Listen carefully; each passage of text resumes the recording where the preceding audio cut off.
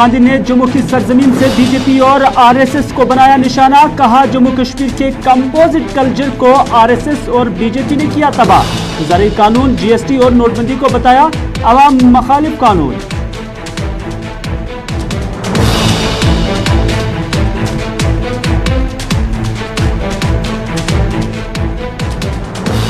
जम्मू कश्मीर में दर्जा रियासत बहाली की अल्ताफ बुखारी ने दोहराई मांग। कहा असेंबली इंतखाबात के लिए उनकी जमात तैयार। अपनी पार्टी के मंशूर के मुताबिक जॉब रिजर्वेशन और हुकूक जमीन मिल गए।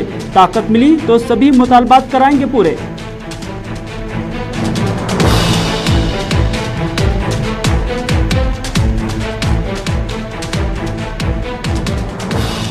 और छानपुरा श्रीनगर में सीआरपीएफ पर ग्रेनेड चलाकर मिलिटेंटों ने किया हमला। हमले में एक सीआरपीएफ एहलकार के अलावा मकामी खातून जख्मी। उधर आलूची बाग में करंट लगने से तरखान की हुई मौत।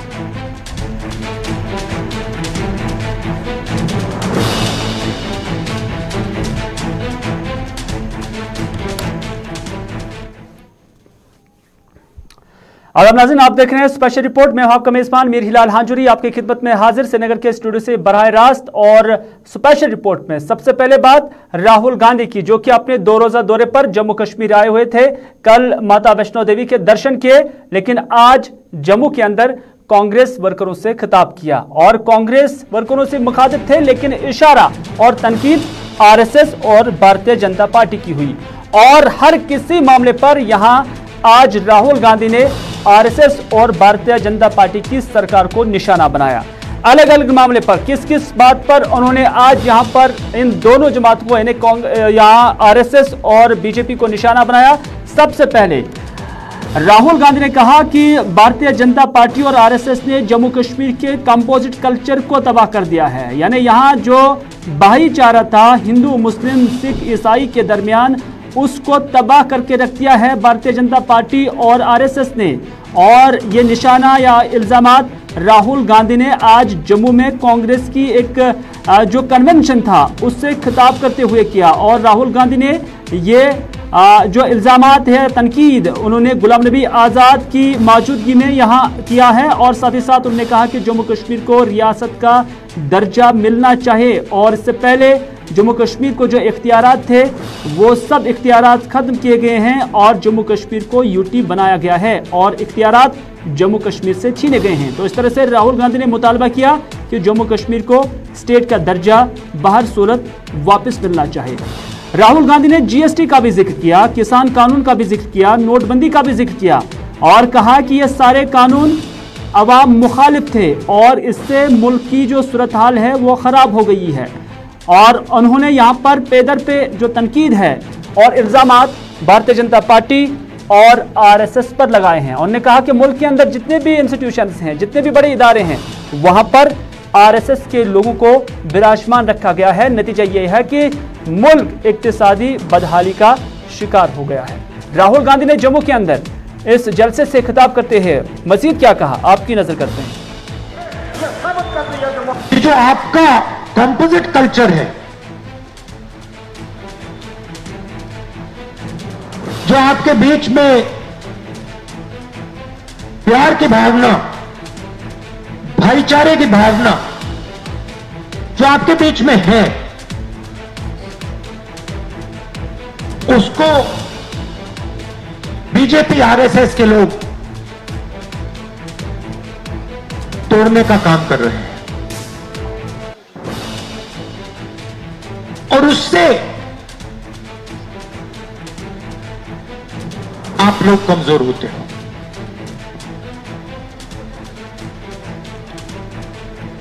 और आपको देखने को मिल रहा है कि आपकी जो इकोनॉमी थी, टूरिज्म था, व्यापार था, उसको चोट लगी। अब आप बताइए, नोटबंदी से हिंदुस्तान में मां लक्ष्मी की शक्ति बढ़ी या घटी? बढ़ी या घटी? जोर से बोलिए, आप कांग्रेस के कार्यकर्ता हो। बढ़ी या घटी? घटी। जीएसटी से लक्ष्मी की शक्ति बढ़ी या घटी? घटी। जो किसानों के नए कानून आ रहे हैं, उन कानूनों से दुर्गा माता की शक्ति बढ़ी या घटी? नुकसान हुआ, उनका चोट पहुंची। जब हिंदुस्तान के हर इंस्टीट्यूशन में, हर कॉलेज में, हर स्कूल में आरएसएस का व्यक्ति बैठाया जाता है, तो सरस्वती माता की शक्ति बढ़ती है या घटती है? आपके साथ क्या किया? सबसे पहले जो मैंने बोला, आपका जो कॉम्पोजिट कल्चर था उस पर आक्रमण किया। जो आप में भाईचारा था, प्यार था, उस पर आक्रमण किया। आपको कमजोर किया और फिर आपका स्टेटहुड लिया। सीधा सा सवाल, आपका स्टेटहुड गया, लक्ष्मी की शक्ति बढ़ी या घटी? सरस्वती की शक्ति बढ़ी या घटी? दुर्गा की शक्ति बढ़ी या घटी? तो फिर राहुल गांधी के सीधे सवाल थे और जनता को इस पर तदब्बुर करने की बात कही है, गौरखोज करने की बात कही है और उनसे कहा कि जब स्टेटहुड छीना जाता है तो लोगों को जानना चाहिए कि उससे ताकत क्या ली जाती है या बढ़ जाती है। एक सवाल अंदाज में राहुल गांधी ने इस तरह की चीजें कही है। लेकिन स्टेटहुड की जब बात आती है तो आज सईद मोहम्मद अल्ताफ बुखारी ने भी स्टेटहुड की ही जिक्र की है और उन्होंने कहा कि बाहर सूरत में जम्मू कश्मीर को स्टेटहुड का दर्जा मिलना चाहिए। आज सईद मोहम्मद अल्ताफ बुखारी श्रीनगर में एक तकरीब के बाद गुलिस्तान न्यूज के साथ बात कर रहे थे और उन्होंने कहा कि वो चाहते हैं कि जम्मू कश्मीर में दर्जा रियासत बहाल होना चाहिए और यहां पर इलेक्शन भी होने चाहिए।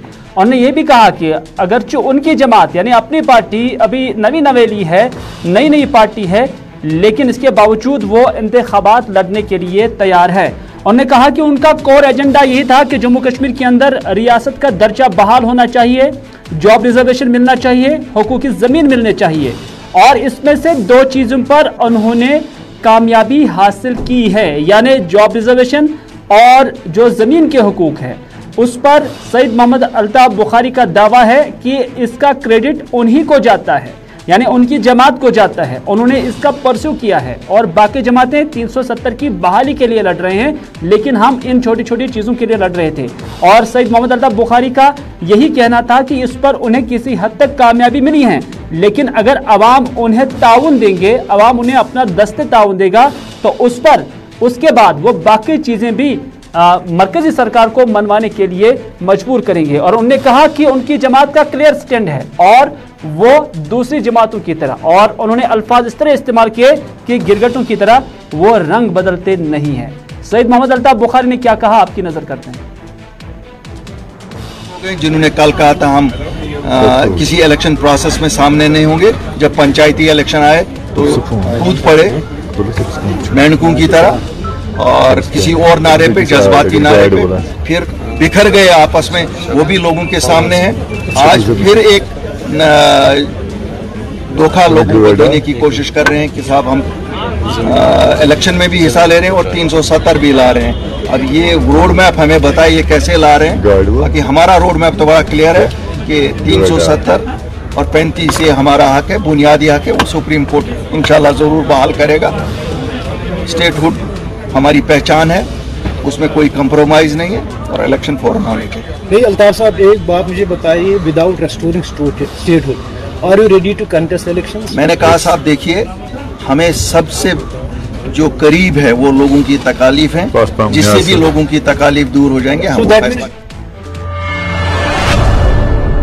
यानी सईद मोहम्मद अल्ताफ बुखारी का कहना था कि रेस्टोरेशन ऑफ आर्टिकल 370 एक बड़ा मसला है, बल्कि उनके लिए कंसर्न यही है कि अवाम के जो मसाइल है उनको कैसे हल किया जाए। लेकिन बात करते हैं जम्मू कश्मीर से बाहर अफगानिस्तान की, क्योंकि काफ़ी वक्त से यानी 15 अगस्त के बाद ही जब तालिबान की जानब से वहाँ पर पैर पसाए गए हैं अफगानिस्तान के अंदर, और उसके बाद जो सूरत हाल बनी है वो दुनिया देख रही है और बिलाखिर वहां पर तालिबान ने सभी सूबों में अपने कब्जे का भी ऐलान किया है। और जब कब्जे का ऐलान किया तो वहां पर जो अभी सूरत हाल है उस पर दुनिया का कंसर्न है। एक ये कि वहां माली बदहाली है और दूसरा ये कि कहीं ये सरजमीन दहशतगर्दी के लिए इस्तेमाल में ना लाया जाए। और इस पर अब अक़वाम मुत्तहिदा ने भी अपना कंसर्न जताया है और इस तरह से अक़वाम मुत्तहिदा के सेक्रेटरी जनरल की जानिब से यही कहा गया है कि तालिबान के साथ मुज़ाकरात करने की अशद ज़रूरत है। एंटोनियो गुटेरेस की जानिब से यह बयान आया है। उन्होंने कहा कि तालिबान के साथ बातचीत करने की ज़रूरत है ताकि इक़्तिसादी बदहाली से मुतासिरा लाखों लोगों के इंसानी जानों को बचाया जा सके। उन्होंने कहा कि अगर दुनिया ने अभी अफगान का ताउन नहीं किया तो उससे लाखों जो लोग हैं वो मर सकते हैं। और उन्होंने कहा कि बैनुल-अक़वामी बिरादरी से भी अपील की है उन्होंने कि वो तालिबान के साथ बात करे और बातचीत का मकसद अफगान अवाम के साथ इजहारी यकजहती होना चाहिए। सेक्रेटरी जनरल के खुसूसी नुमाइंदा बराए अफगान ने हाल ही में आलमी बिरादरी से अपील की थी कि वह अफगानिस्तान को ब्रेकडाउन होने से बचाने के लिए माली मावनत करें। उन्होंने यहाँ तक भी बताया था कि तालिबान हुकूमत पर तहफ़्फ़ुज़ात होने के बावजूद उन्हें मौका दिया जाना चाहिए, यानी उन पर भरोसा किया जाना चाहिए ताकि वो इक़्तिसादी बदहाली का मुकाबला कर सकें, वरना यह मुल्क तवारीखी बदहाली का शिकार हो सकता है। आपको बताते चले कि एंटोनियो गुटेरेस का यह बयान काफ़ी अहमियत का हामिल है क्योंकि दुनिया की जो बेशतर ममालिक है उन्होंने अभी भी जो अफगानिस्तान है उससे तस्लीम करने से ना ही इनकार किया है ना ही इकरार किया है, बल्कि सुपर पावर मुल्क अमेरिका का मानना है कि वो पहले देखेंगे कि अफगान तालिबान ने जो कुछ कहा है क्या वो अमली तौर पर उससे अमलाएंगे और तभी जाकर वो इस मुल्क को रिकॉग्नाइज करने के हवाले से सोच सकते हैं। हालांकि जो माहदे हुए थे उसमें यह भी कहा गया था कि जो तालिबान है वो एक इंक्लूसिव सरकार बनाएंगे, यानी जितनी भी कम्युनिटीज वहाँ हैं अफगानिस्तान के अंदर अलग अलग इलाके हैं उन्हें नुमाइंदगी दी जाएगी। लेकिन जो हाल ही में सरकार बनी है उसमें तालिबान की ही और हक्कानी ग्रुप की ही यहाँ पर शराकतदारी देखने को मिली है और तालिबान के इस इकदाम पर अब बहुत सारे ममालिक की जानब से रिजर्वेशंस पाई जा रही हैं। लेकिन बाकी ममालिक ये भी कहते हैं कि अबूरी सरकार है और 6 महीने के बाद एक मुस्तकिल सरकार अफगानिस्तान के अंदर बन सकती है। तो इस तरह से अलग अलग मुल्क जो है इसे अलग अलग जावे से देख रहे हैं। हालांकि अफगानिस्तान के करीब लगभग 6 कंट्रीज तस्वुर की जाती हैं जिसमें पाकिस्तान, चाइना, रूस और तुर्की के साथ साथ ईरान भी शामिल है और माना जाता है कि जब हलबरदारी की तकरीब होगी तो उसमें इन 6 ममालिक को बाज़ाब्ता दावतनामा भी चला गया है और इनकी पॉलिसी शायद रेस्ट ऑफ द वर्ल्ड यानी जितने भी ममालिक दुनिया के हैं उनसे मुख्तलिफ हो सकती है।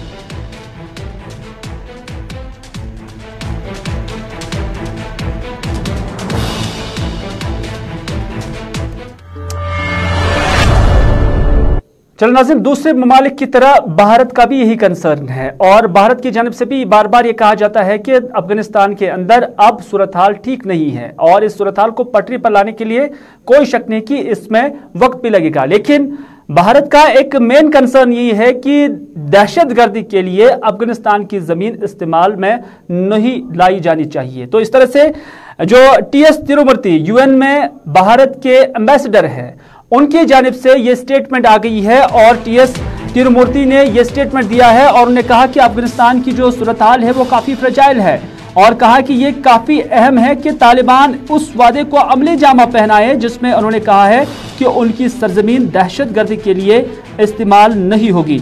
बशमूल वो मिलिटेंट ग्रुप्स जो बकौल इनके अक़वाम मुत्तहिदा की जानिब से डेजिग्नेटेड टेररिस्ट ग्रुप्स की लिस्ट में हैं और वो अपना ऑपरेशन पाकिस्तान सरजमीन से चला रहे हैं। उन्होंने कहा कि बतौर एक पड़ोसी मुल्क भारत की जिम्मेदारी भी थी कि वो अक़वाम मुत्तहिदा में अपने पड़ोसी मुल्क अफगानिस्तान का मामला उठाए, जिस पर हाल ही में 15 ममालिक ने बहस में भी हिस्सा लिया और एक करारदाद भी पास की है। आपको बताते चले कि उस करारदाद में तालिबान के उस नोट को भी पढ़ा गया जिसमें उन्होंने कहा कि जो अफगानिस्तान की सरजमीन है वो उसे किसी भी मिलिटेंट एक्टिविटी के लिए इस्तेमाल में नहीं लाएंगे और वो किसी मुल्क के खिलाफ वो सरजमीन इस्तेमाल नहीं लाई जाएगी, जिस पर यहाँ पर एक करारदाद पास हुई है और करारदाद में लगभग 15 के करीब ममालिक ने हिस्सा लिया। लेकिन आपको याद दिला दें कि इसमें 2 बड़े ममालिक पीछे रहे, जिसमें चाइना और रूस शामिल हैं। यानी जो इजलास हुआ था, जो भारत की सरबराही में यहाँ पर बुलाया गया था, तो उसमें रशिया और चाइना ने गैर हाजिरी ही दी थी, यानी वो हाजिर नहीं हुए थे। तो इस तरह से टी.एस. तिरुमूर्ति ने यह भी कहा कि उन्हें यकीन है कि तालिबान उन यकीन दहानियों का भी एहतराम करेगा जिसमें उन्होंने अफगान शहरियों को बैरून मुल्क सफर की महफूज इजाजत के लिए हामी भर ली थी।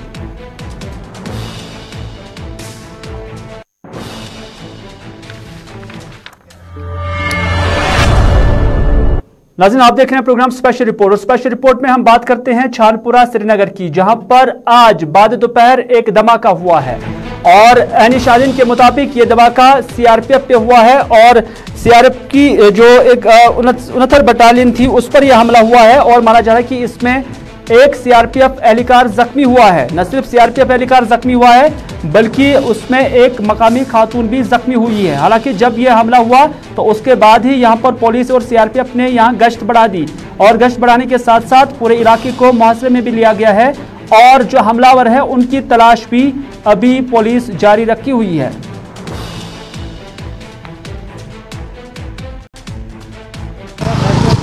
हम ठीक उसी स्पॉट पे मौजूद है जिसमें आज तकरीबन दिन के 1:20 पर जो है मिलिटेंट्स की तरफ से ग्रेनेड दागा गया है। छानपोरा का इलाका, और छानपोरा के इलाके के पास पुलिस स्टेशन, पुलिस चौकी। और इस बीच अगर बात करें, मैं अपने वीडियो जर्नलिस्ट समीर से गुजारिश करूंगा कि थोड़ा सा दिखाए कि इस वक्त माहौल कैसा है, जबकि सिक्योरिटी डिप्लॉयमेंट जो है खास तौर पर यहां पर काफी ज्यादा तैनात की गई है। इन बिटवीन अगर बात करें सीआरपीएफ हो या साथ ही साथ जम्मू कश्मीर पुलिस, ये दोनों इस स्पॉट पर मौजूद हैं।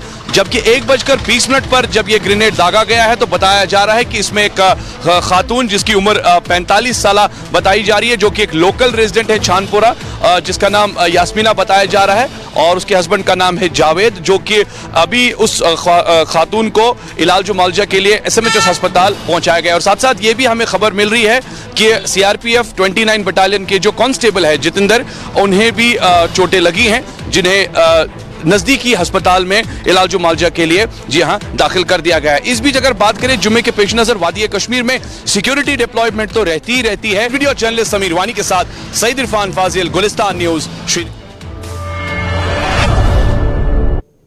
चलिए नाज़रीन, सईद इरफान फाजिल जो हमें ग्राउंड जीरो से बता रहे थे और अपडेट कर रहे थे, और आपको बताना चाहेंगे कि ये सीआरपीएफ की 69वीं बटालियन नहीं थी, बल्कि 29वीं बटालियन थी जिस पर यह हमला हुआ था। अगली खबर में बात करते हैं सुप्रीम कोर्ट की, क्योंकि सुप्रीम कोर्ट की जानिब से आज कहा गया है कि मजिस्ट्रेट के पास ये इख्तियार नहीं है कि वो गैर कानूनी सरगर्मियों की रोकथाम वाले एक्ट यानी यूएपीए के तहत मुकदमात की तफ्तीश मुकम्मल करने की आखिरी तारीख में तौसी करे। यानी जो किसी भी मामले की जो यूएपीए एक्ट के तहत दर्ज किया गया हो और उसमें जो डेडलाइन होती है उसमें तौसी का इख्तियार किसी भी सूरत में किसी भी मजिस्ट्रेट के पास नहीं है। और इस तरह से जस्टिस यूयू ललित की सरबराही में बेंच ने कहा है कि तफ्तीश मुकम्मल करने के लिए वक्त की तौसी का ये इख्तियार कौमी तहकीकाती एजेंसी एक्ट के तहत कायम खुसूसी अदालत के पास ही होगा, और ऐसी खुसूसी अदालतों की अदम मौजूदगी में ये इख्तियारात सिर्फ सेशन कोर्ट को ही हासिल होगा। तो इस तरह से एक बड़ा बयान अब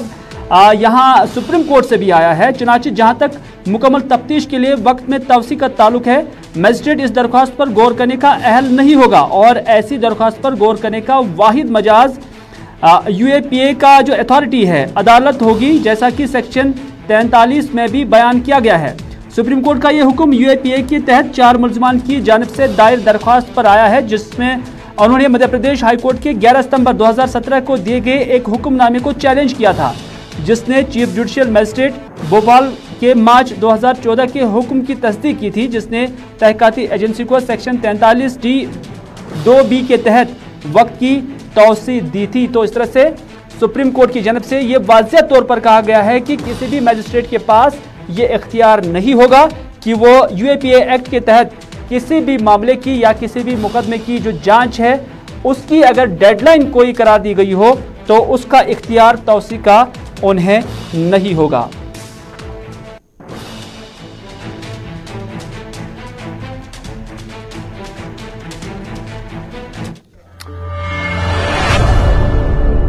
नाज़रीन, जम्मू कश्मीर के अंदर हादसात का सिलसिला भी लगातार जारी है और ऐसा ही हादसा आज श्रीनगर के आलूची बाग में सुबह सुबह ही हुआ है और यह हादसा बिजली करंट लगने से हुआ है। यानी एक मकान की छत ठीक करने के दौरान जब तरखान यहां पर आया हुआ था तो वो उस वक्त हादसे का शिकार बना जब उससे बिजली की करंट लगी। हालांकि यहां से बिजली की तारें आप खुद भी देख सकते हैं कि इस इमारत के आसपास ही हैं और इस तरह से बिजली करंट लगने से मज़कूरा शख्स की मौके पर ही मौत वाक़ा हुई है। मज़कूरा शख्स जिसकी उम्र 27 साल बताई जा रही है और उनकी शनाख्त अशफाक अहमद तेली के बतौर हुई है और माना जा रहा है कि इस दौरान दूसरा शख्स जो है वो जख्मी भी हुआ जिसे इलाज मुआवजे के लिए अस्पताल पहुंचाया गया। तो ये वाक़ा पेश आने के बाद पूरे इलाके में बिल्कुल सफ़े मातम बिछ गई। तो इस तरह से इस हादसे में एक शख्स की मौत जो तरखान था और दूसरा जख्मी हो गया है। छान कम कर आज ब्याक छान पम्प शटस हिर कन पम्प शटस पे कोर बिस्मिल्लाह खोत बिस्मिल्लाह कर अत वो क्या अमिस वो त्रे 4 आंच किल अम लड़कन दिस 10 आंच किल दोपन मे 3 आंच 4 आंच अच्छे रोटे बड़ किल चंदस बह सोरे हालत चल ब्रांच पे पैकेट बड़ किल चंदस गई वो कम तो क्या दोपनस क्या अमिस लगे ना कम लगे ड्रिल लगे ड्रिल लगे ड्रिल तो अमिस गो फीत ये तार पे लगे अत लगिस बे लोग चोट अब पावर त्रान कहें वो गो दिवान छान सह पे टास कर बस तमिस फुट कमर सह पे बस तो लकुट लड़को सोकन किल पे ये पे ब्याक लड़का तम लगो पे गल लगन तार लगन क्या यह लोर तो पता बन कर जिंदगी तो बन कर शक। ये वाक़ा था आलूची बाग का, लेकिन कुलगाम के अंदर भी BA फर्स्ट ईयर का जो तालिब इल्म था उसकी लाश पाई गई है। हालांकि उसकी आज मशकूक हालत में पाई गई है। 19 साल इस नौजवान की उम्र बताई जा रही है जिसकी लाश एक प्राइवेट स्कूल और ग्रेवयार्ड के नज़दीक पाई गई है और मकामी लोगों की जानब से और जो उनके रिश्तेदार हैं उनकी जानब से खदशात जाहिर किए जा रहे हैं कि मज़कूरा शख्स ने जो है मज़कूरा शख्स का कत्ल किया गया हो और उन्होंने मुतालबा किया है कि इस मामले की बारीकबीनी से तहकीकात होनी चाहिए और अगर इसका कत्ल किया गया हो तो उसमें जो लोग मुलविस होंगे उन्हें कैफरी किरदार तक पहुंचाया जाए। आपको बताते चले कि अब्दुल बारी मज़कूरा नौजवान की शनाख्त हुई है और अब्दुल बारी मीर जो कि कुलगाम का ही रहने वाला है। मुझे सुबह फजर के नमाज के बाद ही फ़ोन आया कि ऐसे वहाँ प्राइवेट स्कूल है और ग्रेवयार्ड है, वहाँ पे डेड बॉडी है एक 25 ईयर्स ओल्ड बॉय की। तो हम वहाँ पे गए, अनफॉर्चुनेटली वो मेरे रिलेटिव भी है, तो हमने उसको सस्पिशियस कंडीशन में पाया। एक ही जूता लगा के था, बैग इसके साथ में था। तो इनिशियली हमें देखने में लगा कि ये मर्डर हो सकता है क्योंकि साइड में उसको एक ऑर्गेनाइज्ड वे में रखा गया था। अगर कोई कल्प्रिट है तो उसको सख्त से सख्त एज पर लॉ कार्रवाई होनी चाहिए ताकि और ये फजूल जाने जो हम गंवा रहे हैं छोटे बच्चों की, एक 25 ईयर्स ओल्ड जो पढ़ाई कर रहा है फर्स्ट ईयर में, ऐसे जाने। और नाज़रीन, आज वर्ल्ड सुसाइड प्रिवेंशन डे था और इस दिन के मुनासबत से आज बांडीपुरा के अंदर एक तकरीब यानी एक वर्कशॉप मुनक़द हुआ जिसका एहतमाम डिस्ट्रिक्ट मेंटल हेल्थ टीम की जानब से किया गया था और इस वर्कशॉप के अंदर यही बताया गया कि जो लोग सुसाइड करते हैं उसके वजूहात क्या होते हैं, उन्हें सुसाइडल ख्यालात कैसे आते हैं और जब उन्हें ख्यालात इस तरह के आएंगे तो उन्हें क्या कुछ करना होगा। जो डिस्ट्रिक्ट मेंटल हेल्थ टीम है उन्होंने कहा है और सजेस्ट किया है कि वो उन्हें उस वक्त जो है मुताला करे या उनके जो लवाहिकीन है वो भी उन्हें मुताला कर सकते हैं ताकि वो उन्हें ऐसी सिचुएशन से बाहर निकालें। हालांकि आप जम्मू कश्मीर के अंदर इस बात को काफ़ी वक्त से देख रहे हैं कि अखबारात जो है अब ऐसी खबरों से भरे पड़े हैं जिसमें रोज़ाना इस तरह की खबरें आती हैं कि आज फलानी जगह पे फलानी शख्स ने, और ख़ास तौर पर हम देख रहे हैं कि जो नौजवान लोग हैं वो ज़्यादा खुदकुशी के शिकार हैं और इन खुदकुशी के वजूहात क्या है अभी तक भी डॉक्टर साहिबान इसका मुकम्मल जो सोर्स है पता नहीं कर पाए हैं। तो इस तरह से आज वर्ल्ड सुसाइड प्रिवेंशन डे की मुनासबत से एक वर्कशॉप भी हुआ है बांडीपुरा के अंदर जिसमें माहिरीन को भी तलब किया गया था और उन्होंने अपनी तजावीज़ यहाँ पर जो हाज़रीन थे उन तक पहुँचाई है।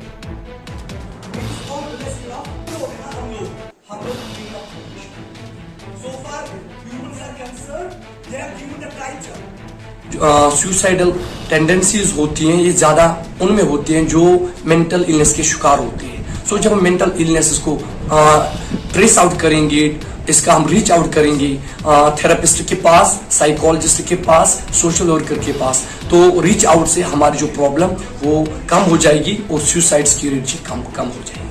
आज मुख्तलिफ डिस्ट्रिक्ट्स में डिस्ट्रिक्ट मेंटल हेल्थ प्रोग्राम्स चल रहे हैं, जहाँ पे पहुँच के वैसे ही डिस्ट्रिक्ट मेंटल हेल्थ प्रोग्राम जो है वो बांडीपुरा में भी चल रहा है। हमारी यहाँ पे एक टीम है, हमारा यहाँ पे एक यूनिट है, जिसको भी कोई भी स्ट्रेस लगे, कोई भी ऐसी प्रॉब्लम लगे, या जिसको भी ऐसा लगे कि ऐसे थॉट्स आ रहे हैं, सुसाइडल थॉट्स, वो यहाँ पे पहुँच सकते हैं। हमारे पास हमारा यूनिट है यहाँ पे DMHP का, डिस्ट्रिक्ट मेंटल हेल्थ प्रोग्राम का, वो यहाँ पे पहुँच सकते हैं और उनका इलाज। नाज़रीन, था आज का स्पेशल रिपोर्ट। इसी के साथ दीजिए अपने मेज़बान मीर हिलाल हांजुरी को आज का ये प्रोग्राम यहीं पर इख्तिताम करने की इजाज़त, इस वादे के साथ कि अगर ज़िंदगी रही तो आपसे फिर होगी मुलाकात। तब तक के लिए खुदा हाफिज़, फ़ी अमानिल्लाह।